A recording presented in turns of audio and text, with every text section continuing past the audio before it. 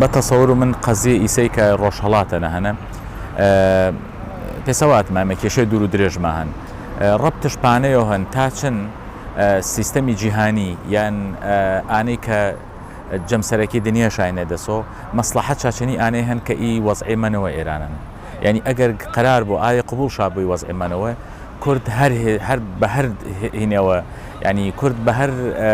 ئیحساسێ نەتەوەیی بۆ یان ئیحساسێ ئینسانی بۆ یان هەر قەزیەتەرەوە بێ مەیدان بە گرد و هیزی چۆ گەرەکش بۆ هەوڵێ ئانێ بۆ کە قوارەوە پێش دروستکەرەوە مەتاوە چونکە ئینە ڕەبتش بە سیستەمی جیهانیوە هەن چونکە تو هیچ قدرەتێەوە نیە تا تاوی ئی قەزیە پاسەپەنەکەری حاڵەتێوەچنە ئەگەر ئەو پەڕۆهێز بەکارباری دژ و ئا سیستەمی مردیوە کە سیستەمەوە دەوڵەت نەتەوەینجا ئێرانەنە ئەگەر ینی دەسەڵات وەرانوەرە مردەوە ئەو پەڕژمێ مەسەرەن کارەساتی مرۆیی دروست بۆ جینۆسایە دروست بوو کشتوپڕێەوە فرە دروست بوو جەدماجاری چنە دیسان هەر عیلاجمەوە پێسا قەزیەکە کیمیاباران و جینۆساید و ئەنفار و ئینیشالێ کوردستان و باشووری نەدە ڕۆژدا بەڵام هەتاوەکو ئەمریکا ناماسەر و خەتی و عێراقش نەوەڕنا کورد نەتەواش قوارەوە پێوێش دروستکەەوە اینە یۆن چاچەوە اینجا ڕەبتش پانەیە نیە کە کۆماری ئیسلامین سەر و دەسەڵاتیوە یان دەسەڵات و شای و ڕەزاشاین کە ئینا دەس و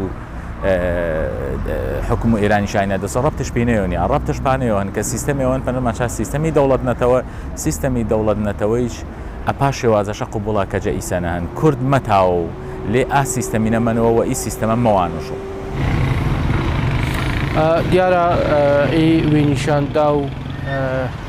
ڕۆژهەڵاتیە کاریگەریەوە فرۆشن سەر و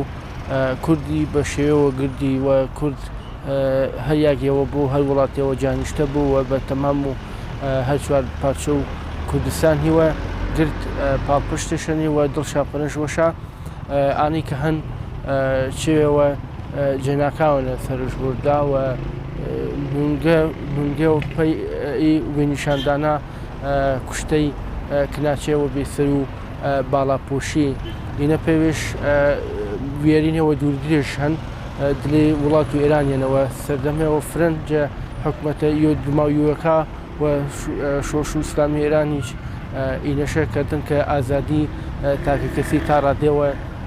سنووردارکردن و کوردەکەی دوێجار سنووردارکردێنێ ئەگەر نەتەوەکی تەریت لێ ئێرانی نەجارەوە سنووردارکردێ بانە کوردەکەی دوێجار سنووردارکردێنێ جەڕوو و مافنەتەوەیەکاشەوە چجە زوانەوانیەوە جە ڕووکاری و سیاسیوە بینمێ کە ئاحزبێ کە نێنێ چەندی دەسەڵات و ئێرانی و بەرگریجە قەزیە و کوردی کەراجە ڕۆژهەڵات و کوردستانیانە دەربەدەرکردێنەوە وڵات چەند خەدەخە کریان ڕاممەدرری و دلێ ئێرانیانە سیاست کراوە ماف و سیاسەتیشان هەیە ئینە پاسەشکردن کە ئیگرت